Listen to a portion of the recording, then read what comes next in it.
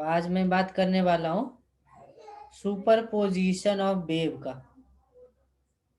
ठीक है, superposition of wave. हाँ, नितिन अब आया है।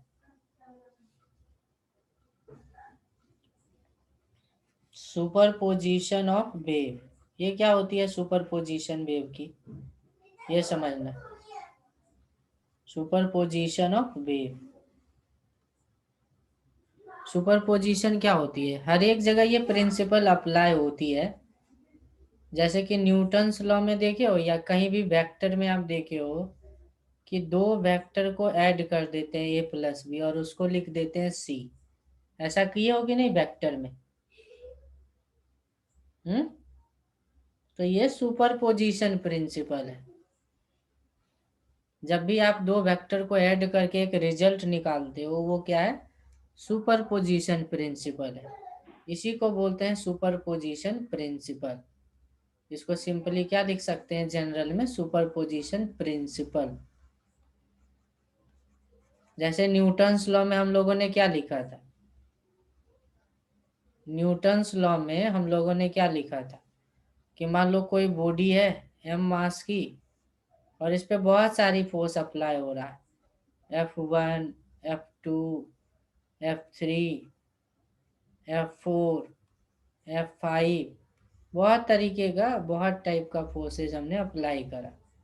तो न्यूटन्स लॉ में हम लोग क्या लिखते हैं कि जो रिजल्टेंट फोर्स बॉडी पे होगी ना, वो होगी F1 plus F2 plus F3, सबका समेशन होगा। तो ये जो लिखते हैं ना, ये भी सुपरपोजिशन प्रिंसिपल के अकॉर्डिंग लिखते हैं। है क्या वो पहले बाद में बात करेंगे, ये सब चीजें पहले हम कर चुके हैं।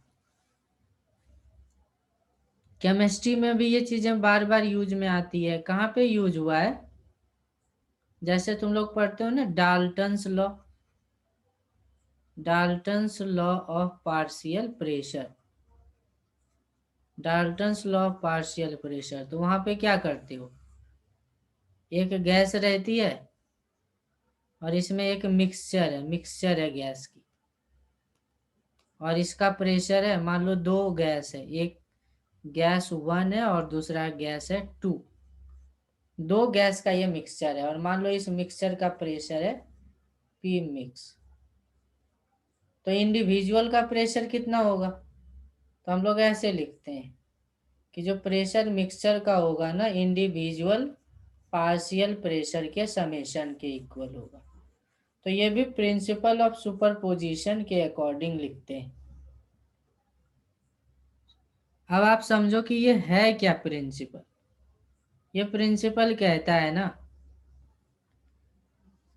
कि मान लो किसी बॉडी पे हमने कोई इफेक्ट जनरेट करा, किसी बॉडी पे, मान लो ये एक बॉडी है और इस पे किसी भी तरीके का एक इफेक्ट जनरेट किया, वी जनरेटेड एन इफेक्ट, किसी भी तरीके का एक इफेक्ट जनरेट करा। इफेक्ट क्या हो सकती है, तो इफेक्ट हो सकती है डिस्प्लेसमेंट, वेलोसिटी, एक्सेलरेशन, इसकी मास, इसकी मोमेंटम, कुछ भी हो सकती है। जो फिजिकल क्वांटिटी फिजिक्स में पढ़ते हैं उसी को यहाँ पे इफेक्ट बोल रहा हूँ।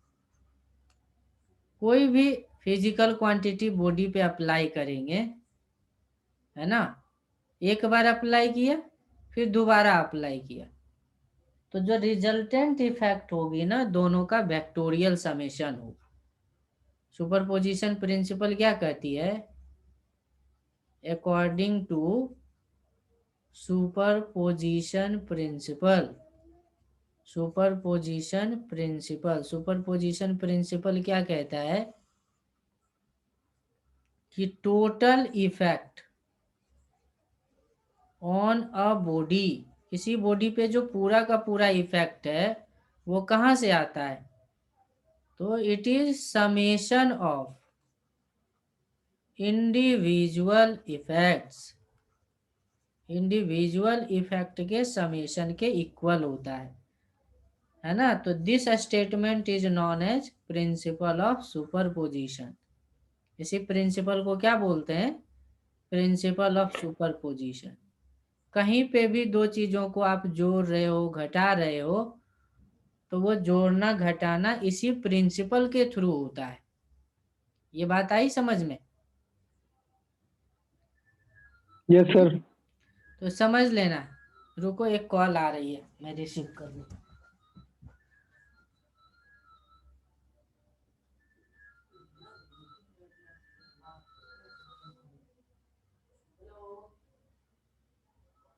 हाँ सर बोलिए।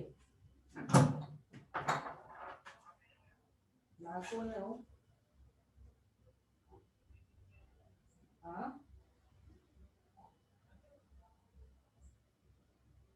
कौन से सेशन में?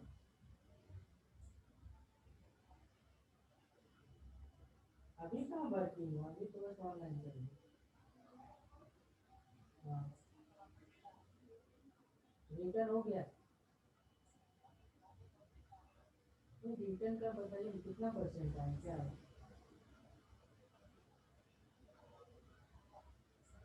तो रिटर्न का रिजल्ट पहले बताएंगे तब ना, क्या है?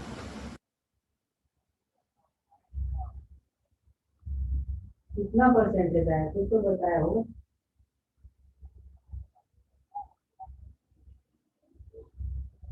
ये ऐसा ना हो कि रिटर्न डेमो केवल लेके छोड़ दें। ऐसा बहुत जगह हो रहा है। केवल रिटर्न डेमो ना ले, है ना, आगे भी चले तो होता है। अरे नहीं, ऐसा है क्या? अरे मैं इस बार ना कोरोना में 10 जगह दे चुका हूँ रिटर्न, लेकिन वो वहाँ तो लेके देखता हूँ। अच्छा ये नहीं, आकाश का तो नहीं दिया, नारायणा का भी दिया। नारायणा का भी दिया हूँ भाई। नारायणा का भी दिया। तो कहाँ देगा लगभग कुछ है वैसा अनुमान?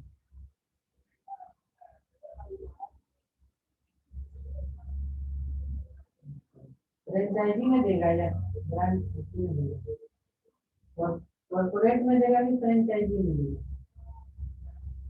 फ्रेंचाइजी है तब तो कोई फ्रॉड ही होगा, फ्रेंचाइजी में मिलता है।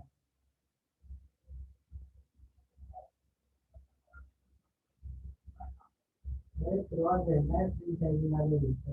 भुवनेश्वर में क्या है? हाँ, और इसके 95% तो फ्रॉड ही होता है, तो पता होगा। और क्या, फ्रेंचाइजी वाला फ्रॉड ही रहता है इसके आगे से। अरे उतना हिस्ट्री में तो कोई रहता है। चलो दे के देखते हैं क्या है। क्या होगा? 10 साल का। हम्म, जीरो। अभी कोरोना में क्या होगा? हम्म, हाँ भाई, घूमो घूमो। कितने बजे? हाँ,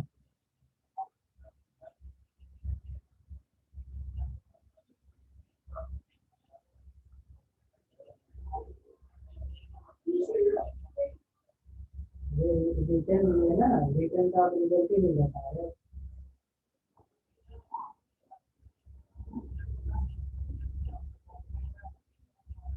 एग्जाम का कम से कम देख, पहले तो ये चीज बताइए कि आप बोल रहे हो बड़े आकाश से, आकाश से ढंग से क्वेश्चन भी तो नहीं दिया। क्वेश्चन भी गलत से गलत दे रखा है। क्वेश्चन में लिखा है इन द गिवन डायग्राम, और डायग्राम ही नहीं। हाँ, अभी क्वेश्चन क्या?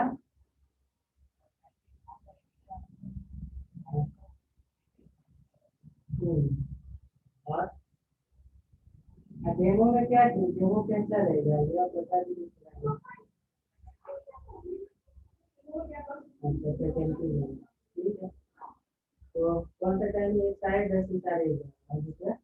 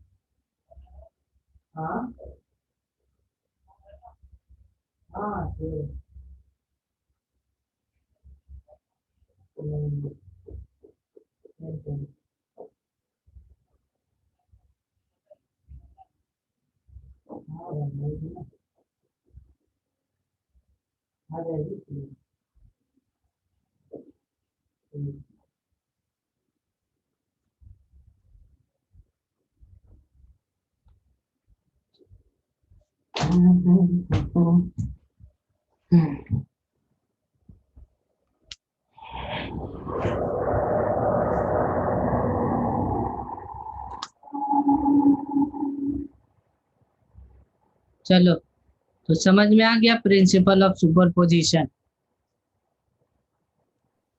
Yes sir. हाँ, नितिन को समझ में आ गया? Nitin, Nitin principal of superposition आया समझ में?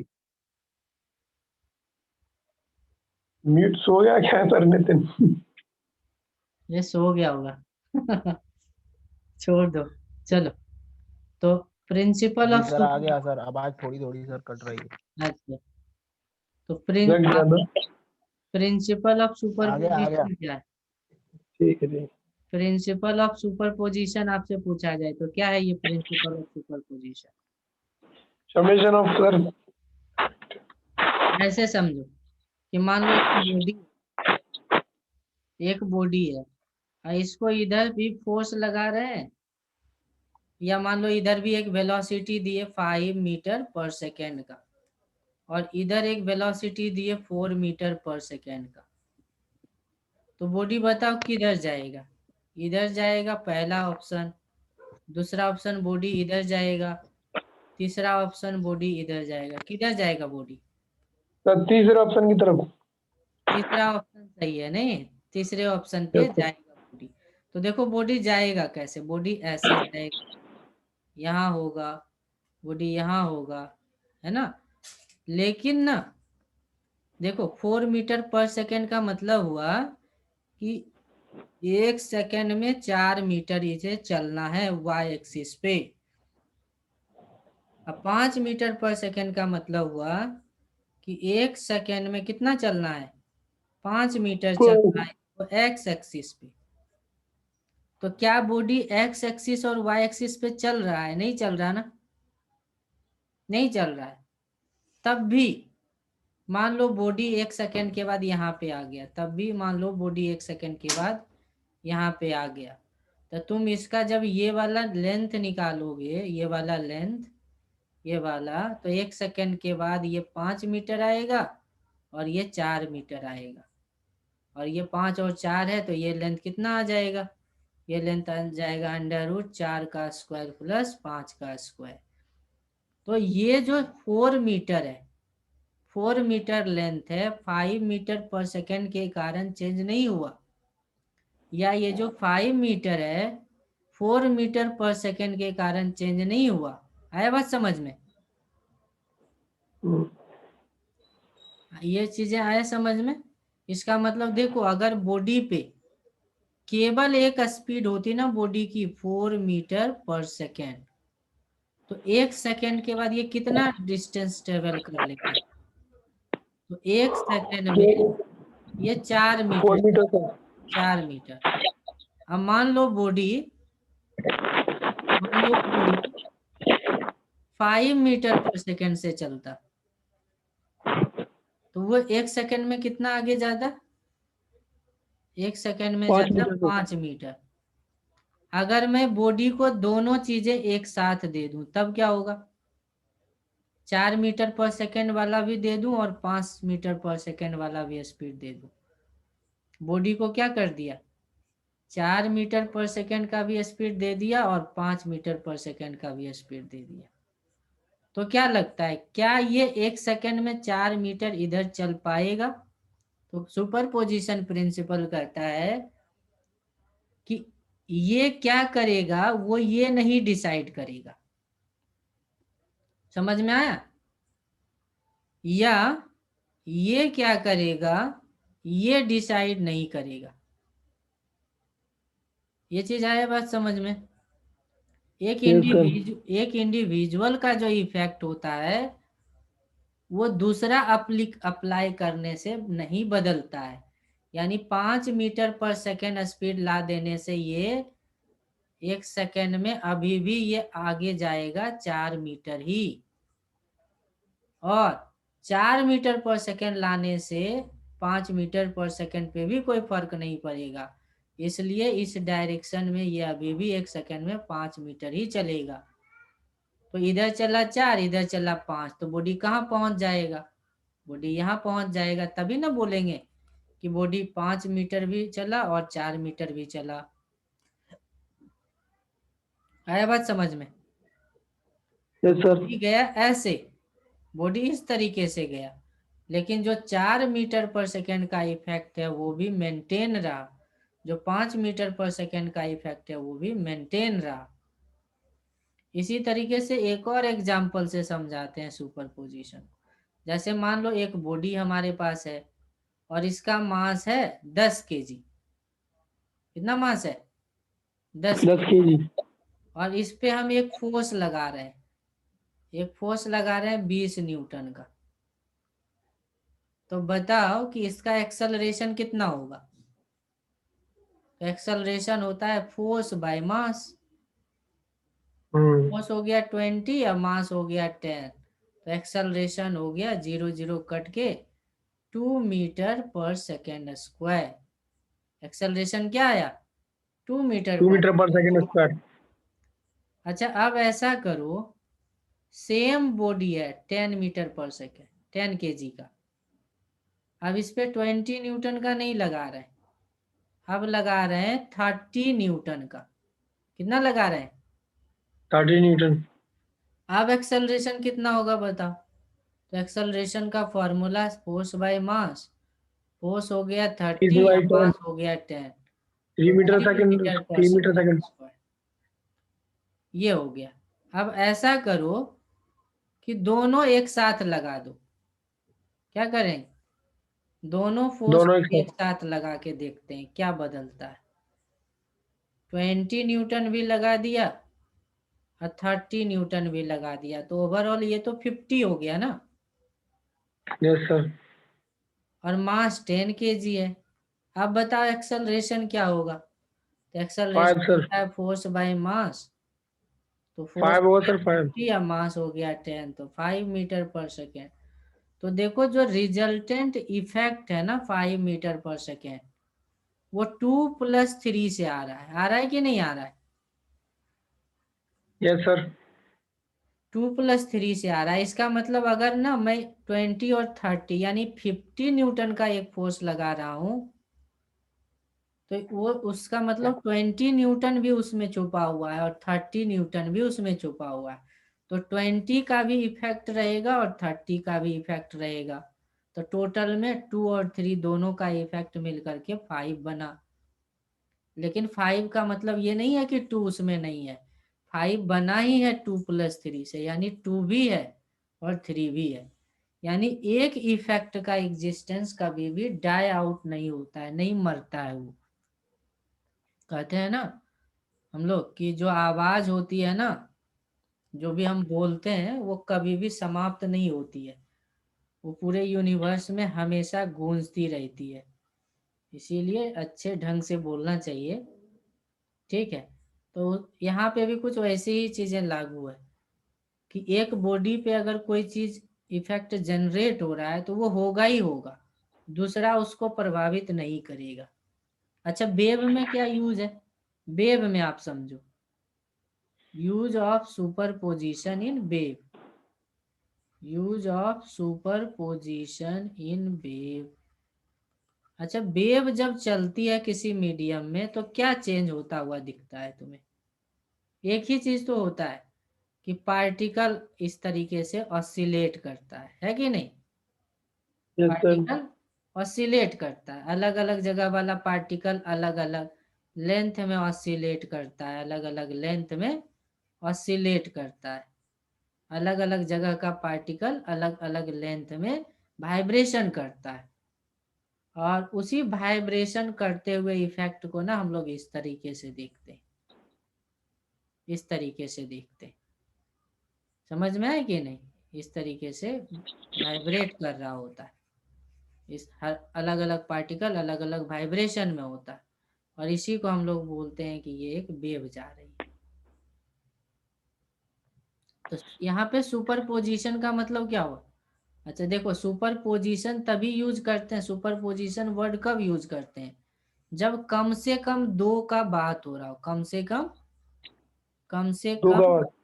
दो का बात हो रहा हो, बात हो रहा हो, क्योंकि तभी तो ऐड कर सकते हैं या सब्ट्रैक्ट कर सकते हैं। दो में दो को ही तो सब्ट्रैक्ट और ऐड करेंगे, एक में यस सर। सब्ट्रैक्शन और एडिशन कैसे हो पाएगी? नहीं हो पाएगी। तो सुपरपोजिशन प्रिंसिपल क्या होती है कि मान लो कोई मीडियम है, मान लो ये एक वेव है, ये एक स्ट्रिंग है, रस्सी है, इसको इधर बांध दिया। अब हम क्या किए हैं, एक वेव इधर जा रही है, एक वेव इधर जा रही है, एक वेव इधर जा रही है, वेव वन मान लेता हूँ, वेव वन। और मान लो एक पार्टिकल है, एक पार्टिकल है यहाँ पे पी, और एक दूसरा वेव भी है जो सेम मीडियम से बाद में हम उसको थ्रो करेंगे सेम मीडियम में। यहाँ पे भी एक वेव है, ये वेव है सेकेंड वेव, ये वेव टू है। और सेम पार्टिकल से ये भी वेव जाएगी कभी ना कभी, है कि नहीं? सेम वेव से कभी ना, सेम पॉइंट से कभी ना कभी जाए। तो क्या लगता है, देखो मान लो अगर ये वाला लेंथ है 2 सेंटीमीटर का, इसका एम्पलीट्यूड कितना है 2 सेंटीमीटर का, और इसका ये वाला हाइट जिसको एम्पलीट्यूड बोलते हैं मान लो वो है 5 सेंटीमीटर का। तो हमें पता है कि पी पार्टिकल का डिस्टरबेंस एक समय पे 2 सेंटीमीटर होगा ही होगा, है कि नहीं? Yes sir. और इसी तरीके से अगर केबल वेव टू गया तो पी पार्टिकल का डिस्प्लेसमेंट 5 सेंटीमीटर होगा ही होगा किसी समय पे। अब मान लो अगर दोनों वेव को एक साथ फेंक दिया तब क्या होगा? मान लो सेम ही रस्सी है और दोनों वेव को एक साथ फेंक दिया, तब कितना होगा डिस्प्लेसमेंट, कितना मैक्सिमम इसका डिस्प्लेसमेंट पॉसिबल है? तो इसका 5 है और इसका 2 है, तो ये डिस्प्लेसमेंट बहुत ज्यादा बढ़ जाता है। कितना हो जाएगा मैक्सिमम? मैक्सिमम हो जाएगी 7। इतना मैथ तो जानते हैं, है कि नहीं? इतनी यस मैथ सर। तो जानते हो ना कि 2 + 5 7 होता है। तो ये यस सर। जब भी इस पार्टिकल पी से जाएगा तो इसका डिस्प्लेसमेंट इस वेव के वजह से 2 सेंटीमीटर का आ रहा है, इसके कारण 5 सेंटीमीटर। और दोनों वेव को एक साथ अगर थ्रो कर दें, दोनों वेव को 2 सेंटीमीटर वाले का भी और 5 सेंटीमीटर वाले का भी, तो इसका डिस्प्लेसमेंट 7 सेंटीमीटर हो जाएगा मैक्सिमम, होगा कि नहीं? Yes sir. तो वेव में सुपरपोजिशन प्रिंसिपल का यही मतलब है। क्या मतलब है वेव में सुपरपोजिशन? तो जब भी वेव में सुपरपोजिशन प्रिंसिपल की बात करें तो इंडिविजुअल वेव का जो डिस्प्लेसमेंट होगा, इंडिविजुअल वेव के मीडियम में मोशन के वजह से पार्टिकल का जो डिस्प्लेसमेंट होता है उनका वेक्टोरियल समेशन होता है रिजल्टेंट डिस्प्लेसमेंट। इसी को हम लोग वेव में बोलते हैं principal of superposition, principal of superposition. तो बुक्स में केवल ये लिखता है principal of superposition of wave, ऐसे लिखेगा और खटाक से ये लिख देगा डायरेक्ट, ठीक है? तो principal of superposition of wave क्या होती है? मान लो एक वेव गया मीडियम में, पार्टिकल डिस्टर्ब हो गया y1 से, दूसरा वेव गया डिस्टर्ब हो गया y2 से, और दोनों वेव को एक साथ भेज दिया तो कितना डिस्प्लेस होगा? तो दोनों का वेक्टोरियल समेशन, दोनों का वेक्टोरियल समेशन। वेक्टोरियल समेशन होगा। और अपने सिलेबस में वेक्टर वेक्टर का यूज नहीं करना है, तो डायरेक्ट ये लिखना है कि जो रिजल्टेंट होगा y1 प्लस y2 होगा। ठीक है, रिजल्टेंट क्या होगा? y1 प्लस y2 होगा। दो वेव जैसे ही मिले तो फटाक से लिख दो कि रिजल्टेंट होगा y1 प्लस y2। और y1 y2 है क्या? y1 y2 और yr है क्या? तो y1 है displacement of particle, displacement of particle when wave 1 is propagating, जब वेव 1 चल रही है मीडियम में तब उसकी डिस्प्लेसमेंट को y1 बोला गया। और y2 क्या है? y2 है displacement of particle when wave 2 is propagating, जब केवल वेव 2 प्रोपेगेट कर रहा हो तो ये डिस्प्लेसमेंट को क्या बोला हो? y2 बोला हो। और yr क्या है? yr है displacement of particle when both wave, दोनों वेव, when both wave is propagating, propagating and crossing point, crossing the same point. तो ये है yr, y1 और y2। अब इसका यूज समझाते हैं। इसका बहुत ज़्यादा यूज है एसी में, वेव ऑप्टिक्स में, यहाँ पे हर जगह इसी का यूज है, प्रिंसिपल ऑफ सुपरपोजिशन का। क्या है प्रिंसिपल? मान लो हम क्या करा रहे हैं कि दो वेव जा रही है, एक ही डायरेक्शन में जा रही है। दो वेव क्या जा रही है? एक ही डायरेक्शन में जा रही है। तो दो दो वेव है तो दो वेव का इक्वेशन लिखोगे कि नहीं लिखोगे? वेव का पहचान किससे होता है? इक्वेशन से। तो पहला वेव को क्या लिखा देखो, y1 equals to a1 sine omega t minus k x. और दूसरा वेव लिखा y2 equals to a2 sine omega t minus k x plus 5। कुछ फेज डिफरेंस है इसमें और इसमें, थोड़ा सा डिफरेंस हो सकता है इसीलिए लिया। अब मान लो किसी मीडियम में ये दोनों वेव गया, तो बताओ रिजल्टेंट डिस्प्लेसमेंट कितना होगा? तो रिजल्टेंट डिस्प्लेसमेंट कैसे लिखेंगे? सुपरपोजिशन प्रिंसिपल से ना। तो क्या लिखेंगे? Using superposition principle, superposition principal का यूज करेंगे। जब भी दो वेव या दो से अधिक वेव जाती है मीडियम में तो हमेशा इस प्रिंसिपल का यूज होगा। और क्या है ये प्रिंसिपल? कहता है कि जो रिजल्टेंट डिस्प्लेसमेंट होगी वो होगी y1 प्लस y2। अब y1 का वैल्यू हमें पता है, क्या है y1? y1 है a1 sine omega t minus k x. y2 क्या है? a2 sine omega t minus k x plus 5। इन दोनों का समेशन है। अब हमें इसे थोड़ा सॉल्व करना पड़ेगा, है ना। सॉल्विंग हम ना दिखाते हुए डायरेक्ट मैं लिखूंगा। क्या लिखूंगा कि देखो ट्रिगोनोमेट्रिक है, इसको मैं साइन a प्लस बी में ब्रेक करूंगा, इधर उधर अरेंज करूंगा, तो जो रिजल्ट आएगा मैं रिजल्ट लिख दे रहा हूँ। ठीक है,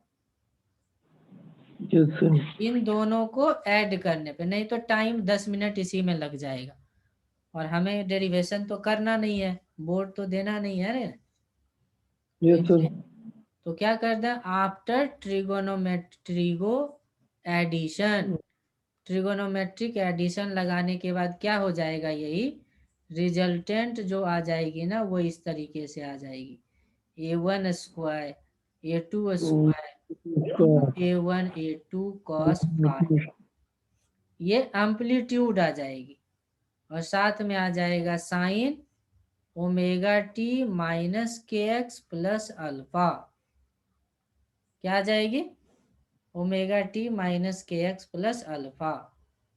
ये भी तो एक वेव का इक्वेशन है। देखो अगर मैं इसको ए बोल दूं तो देखो क्या हो जाएगा? Resultant wave. रिजल्टेंट वेव हो जाएगा ए sign omega t minus k x plus alpha. अरे ये तो वेव का इक्वेशन है। ये किसका इक्वेशन है? वेव का sir. It's an equation of wave. इसका मतलब ये हुआ ना कि दो वेव अगर जुड़े ना तो वो भी एक थर्ड वेव का निर्माण कर देता है। समझ में आएगी? Yes sir. जब भी मीडियम में कोई दो वेव जा रही हो सेम डायरेक्शन में तो वो दोनों ऐड होकर के क्या करता है? एक तीसरा वेव बना देता है। जो तीसरा रिजल्टेंट वेव बनाएगा उसका रिजल्टेंट एम्पलीट्यूड कितना होगा? तो रिजल्टेंट एम्पलीट्यूड हो जाएगा a1 square a2 square 2a1 a2 cos phi. a1 a2 पता है ना आपको क्या है? इंडिविजुअल वेव का एम्पलीट्यूड। और फाइ क्या है? दोनों के एंगल में डिफरेंस, जिसको फेज डिफरेंस बोलते हैं। अच्छा अल्फा क्या लिखेंगे? तो अल्फा आएगा a2 sine phi by a1 plus a2 cos. अच्छा ये कुछ वेक्टर जैसा नहीं लग रहा है तुम्हें? ये कुछ वेक्टर के जैसा नहीं लग रहा है तुम्हें? वेक्टर में भी तो ये फॉर्मूला पढ़े हो। हाँ बताओ जल्दी से। Formula used in vector. Yes sir, पढ़े हैं सर। ये फॉर्मूला तो पढ़े हो ना? दो वेक्टर रहता है, दो वेक्टर है हमारे पास। ए वेक्टर है, दूसरा वेक्टर है बी। इसके बीच का एंगल थीटा होता है। तो रिजल्टेंट का यही तो फॉर्मूला है, under root A square plus B square plus 2ab cos theta. और ये एंगल अल्फा होती है रिजल्टेंट का, और ये टेन अल्फा आती है b sine theta by a plus b cos theta. तो ये वही तो है। वैसा ही कुछ दिख रहा है क्या? वैसा यस ही सर। दिख रहा है। इसका मतलब ना ट्रिगोनोमेट्रिक एडिशन आपको बहुत बड़ी लगाने की जरूरत नहीं है। जब भी बोले ना कि दो वेव है, एक है a1 sine omega t minus k x और दूसरा वेव है a2 sine omega t minus k x plus five, ऐसा कुछ बोले और आपसे क्या बोले कि find resultant amplitude and resultant wave equation, resultant wave wave equation. Equation, ऐसा कुछ पूछे। या तो आपसे एम्पलीट्यूड क्वेश्चन में पूछी जाएगी या पूछी जाएगी रिजल्टेंट वेव इक्वेशन। तो इन दोनों क्वेश्चन का आंसर देना बहुत आसान हो जाएगा। कैसे? तो जो वेव का एम्पलीट्यूड होता है ना उसको वेक्टर मान लो। मान लो कि ये वेक्टर हमारा a1 है और फाइ एंगल पे एक दूसरा वेक्टर मान लो a2। एक वेक्टर दूसरा हो गया a2 और इनके बीच का एंगल क्या हो गया? फाइ हो गया। तो इनका रिजल्टेंट ही होगा इन दोनों के सुपरपोजिशन का रिजल्टेंट। ठीक है? Yes sir. इनका जो रिजल्टेंट होगा आप तो आपको पता चल जाएगा कि ये तो वेक्टर वाला फॉर्मूला लगाना है। तो वेक्टर वाला फॉर्मूला लगा देंगे a1 square a2 square 2a1 a2 cos five. और हमें ये एंगल अल्फा निकालना है तो अल्फा का फॉर्मूला हो जाता है टेन अल्फा से a2 साइन थीटा, या ये वाला अगर फाइव होगा तो a2 sine phi by a1 plus a2 cos phi. अच्छा ये तो रिजल्टेंट का एम्पलीट्यूड हो गया। रिजल्टेंट का एम्पलीट्यूड। रिजल्टेंट का इक्वेशन कैसे लिखेंगे? तो रिजल्टेंट का इक्वेशन होता है ए sign omega t minus k x plus alpha. तो रिजल्टेंट का इक्वेशन लिखना तो बहुत आसान है। रिजल्टेंट का इक्वेशन हो जाएगा a1 square a2 square 2a1 a2 cos phi, ये एम्पलीट्यूड हो गया साइन, और अल्फा का वैल्यू पता है, अल्फा का वैल्यू लिख देंगे tan inverse a2 sine phi by a1 plus a2 cos phi. ये तो देखने में बड़ा लग रहा है, जो क्वेश्चन आएगा ना वो बहुत शॉर्ट रहेगा। कैसे, एग्जाम्पल देते हैं, एग्जाम्पल देते हैं, उसको बनाना, सॉल्व करना। क्वेश्चन में क्या बोला है, two waves y1 equals to a sine omega t minus k x and y2 equals to a sine omega t minus k x plus 60 degree superimpose then find resultant amplitude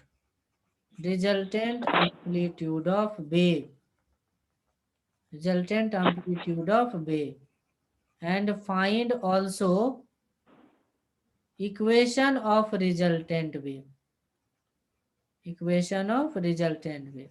ये तो मैं दो question बना देता हूं, exam में एक ही question आएगा। तो रिजल्टेंट एम्पलीट्यूड फाइंड करनी है और दूसरा इक्वेशन लिखना है।